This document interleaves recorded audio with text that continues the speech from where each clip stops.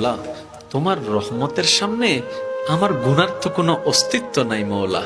আমার গুনাহ না হয় পাহাড় পরিমাণ হবে, বেশি থেকে বেশি আসমান পরিমাণ হবে, না হয় পুরা পৃথিবী পরিমাণ হবে। তোমার রহমত তো অগণিত, তোমার রহমত তো অসীম, তোমার রহমত তো আনলিমিটেড। এবার রব্বে করিম বলে, তাহলে ঘাবড়াস কেন, তাহলে মন ছোট করস কেন? আরে গুনাহ করেছো তো করেছো, কি হয়েছে? একবার তো তওবার মাধ্যমে আমি রবের দরবারে ফিরে আই। মৌলা, ফিরে আসতে পারবো তো? দরজা কি খোলা আছে?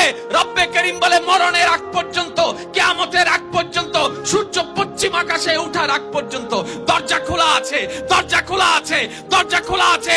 এবার বান্দা বলে, মৌলা 24টা ঘন্টার কোন টাইমে আসলে সেই দরজা খোলা পাবো? রব্বে করিম বলে, আরে ব্যাংকের দরজা খোলা থাকে নির্দিষ্ট সময়ে, অফিস আদালতের দরজা খোলা থাকে নির্দিষ্ট সময়ে, এমনকি ঘরের দরজাও খোলা থাকে নির্দিষ্ট সময়ে, এর বাইরে যাই না। কিন্তু তোর রবের দরবার এমন একটা দরবার, 24টা ঘন্টার যেই কোনো মুহূর্তে তুই আসবি, তোর রবের দরবার তোর জন্য খোলা থাকবে। সুবহানাল্লাহ।